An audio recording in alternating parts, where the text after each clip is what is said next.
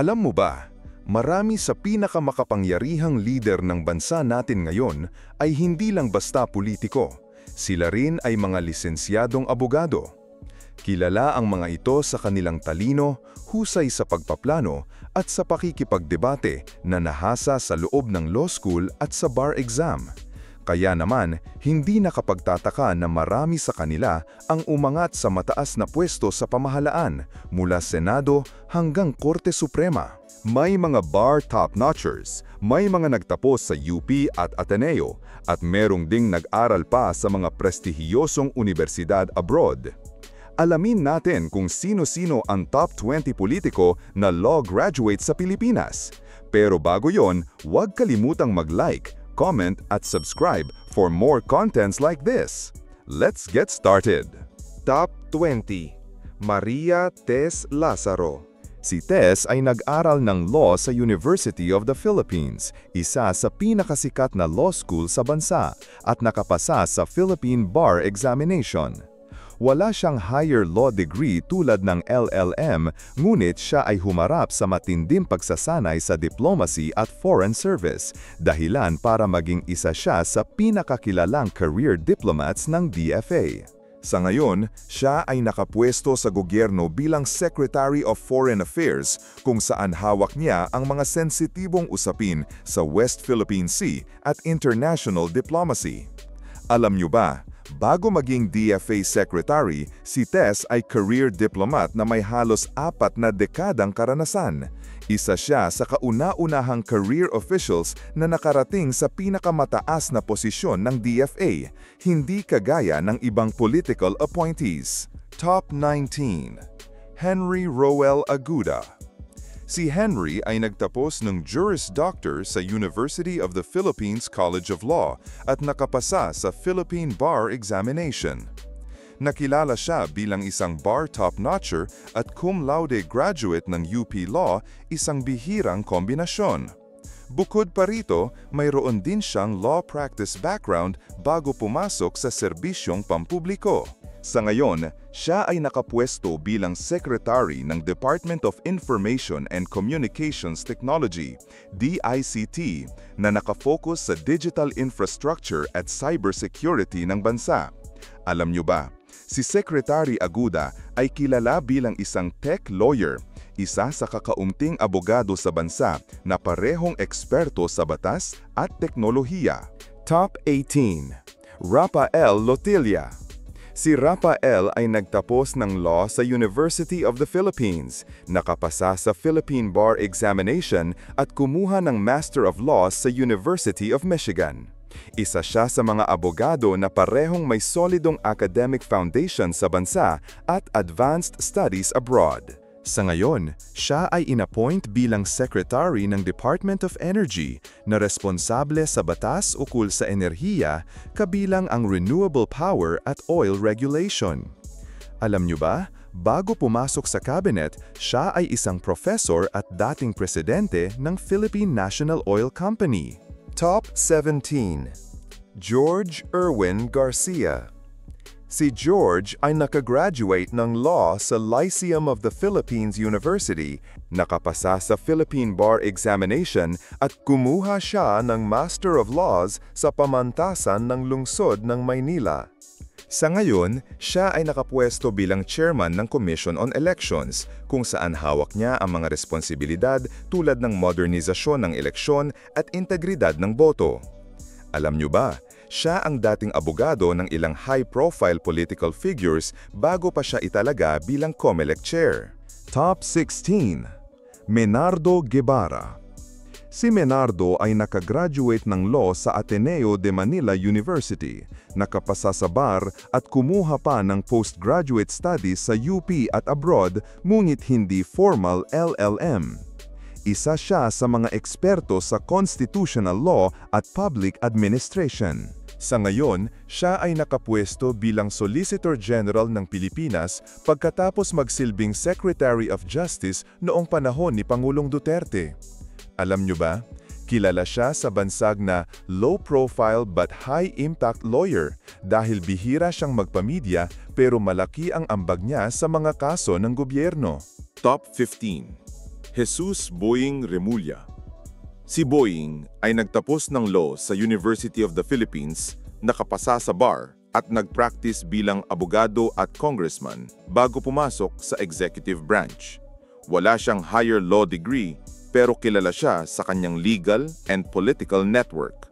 Sa ngayon, siya ay nakapwesto bilang Secretary of Justice. Hawak ang isa sa pinakamabigat na posisyon sa gobyerno pagdating sa rule of law at human rights issues. Alam niyo ba, siya ay mula sa isang political clan sa Cavite at matagal nang nasa public service bago siya italaga sa DOJ. Top 14. Juan Edgardo Soni Angara. Si Soni ay nakagraduate ng law sa University of the Philippines cum laude at nakapasa sa Philippine Bar Examination. Kumuha rin siya ng Master of Laws sa Harvard Law School, isang napaka-prestihiyosong degree na kakaunti lang sa mga politiko ang meron. Sa ngayon, siya ay nagsisilbing Secretary of the Department of Education, kilala sa pagsusulong ng batas sa edukasyon at kalusugan. Alam niyo ba, siya ay anak ng dating Senate President Edgardo Angara, na isa ring abogado at statesman. Top 13. Gilberto Teodoro Jr. Si Gibo ay nagtapos ng law sa University of the Philippines, bar top-notcher taong 1989, at kumuha ng Master of Laws sa Harvard Law School. Isa siya sa pinakamataas ang academic credentials sa larangan ng batas sa politika. Sa ngayon, siya ay nakapwesto bilang Secretary of National Defense na dati na rin niyang hinawakan noong panahon ni GMA. Alam niyo ba, bukod sa pagiging bar top-notcher, siya ay first cousin ni dating Pangulong Noynoy Aquino. Top 12. Lucas Bersamin. Si Lucas ay nakagraduate ng law sa University of the East, nakapasa sa bar at umabot sa pinakamataas na posisyon sa hudikatura bilang Chief Justice ng Korte Suprema. Wala siyang higher law degree abroad pero ang kanyang credentials ay puno ng legal practice at judiciary career experiences. Sa ngayon, siya ay nakapwesto bilang Executive Secretary sa Malacanang, kilala bilang Little President. Alam niyo ba, siya ay kilala bilang isang strict but fair jurist at isa sa mga bumoto pabor sa ilang landmark rulings gaya ng martial law extension sa Mindanao. Top 11. Francis Tolentino. Si Francis ay nakagraduate ng law sa Ateneo de Manila University at nakapasa sa bar. Isa rin siyang reserve officer sa Armed Forces of the Philippines, dahilan kung bakit malapit ang kanyang advokasya sa national security at disaster response. Sa ngayon, siya ay nagsisilbing senador, kilala sa mga batas ukol sa disaster preparedness at urban planning. Alam niyo ba, siya ang tinaguriang Traffic Caesar noong panahon ni Pinoy dahil sa kanyang role sa MMDA. Top 10. Maria Pilomena Singh. Siya ay nakagraduate ng law sa Ateneo de Manila University at nakapasa sa Philippine Bar Examination. Hindi lang yon, nakuha rin niya ang kanyang Master of Laws sa Washington College of Law of the American University in Washington, isa sa top law school sa United States. Sa ngayon, siya ay nagsisilbing Associate Justice ng Korte Suprema ng Pilipinas, isa sa pinakamataas na posisyon sa hudikatura. Alam niyo ba, bago siya italaga sa Supreme Court, nagsilbi siya bilang Associate Justice ng Court of Appeals at kilala sa kanyang progressive rulings, lalo na sa women's rights at human rights cases. Top 9. Pia Cayetano. Si Pia ay nakagraduate ng law sa University of the Philippines at nakapasa sa Philippine Bar. Wala siyang higher law degree abroad, ngunit nakilala siya sa kanyang pagsulong ng women's rights at health legislation. Sa ngayon, siya ay nagsisilbing senadora ng Pilipinas, kilala bilang isa sa pinakamatagal at consistent na babaeng kongresista. Alam niyo ba? Siya ang kauna-unahang babaeng Deputy Speaker ng House of Representatives noong 2016 bago bumalik sa Senado. Top 8. Alan Peter Cayetano. Si Alan ay nakapagtapos ng BA Political Science sa University of the Philippines noong 1993. Nagpatuloy siya ng pag-aaral sa Ateneo de Manila University School of Law kung saan nagtapos siya ng Juris Doctor degree noong 1997 bilang Second Honors Silver Medalist. Siya ay na-admit sa Philippine Bar noong May 1998. Sa ngayon, siya ay senador at dati ring nagsilbing Speaker of the House at Secretary of Foreign Affairs. Alam nyo ba, bago maging senador, si Alan ang isa sa pinakabatang naging majority leader sa House of Representatives. Top 7. Richard Dick Gordon. Si Gordon ay nakagraduate ng law sa University of the Philippines at nakapasa sa Philippine Bar Examination. Wala siyang higher law degree abroad pero kilala siya sa kanyang executive leadership at humanitarian work. Sa ngayon, siya ay hindi na senador, ngunit nananatiling aktibo bilang chairman ng Philippine Red Cross, isang posisyon na may bigat sa public service. Alam niyo ba, siya ang dating Olongapo City Mayor na nagpakilala ng Subic Bay Freeport Zone bilang modelo ng development pagkatapos ng US bases. Top 6. Leila de Lima. Siya ay nakagraduate ng law sa San Beda College of Law at nakapasa sa Philippine Bar Examination.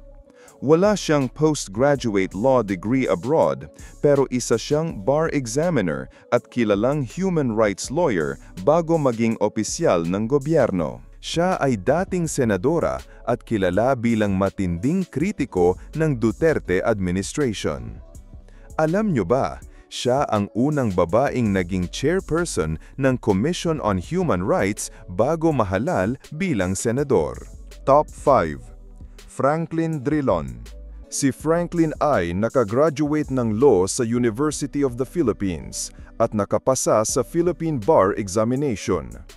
Isa siya sa pinakaprestihiyosong alumni ng UP Law at may malawak na career sa corporate law bago pumasok sa politika. Siya ay dating Senate President at isa sa pinakamatagal na nagsilbi sa Senado ng Pilipinas.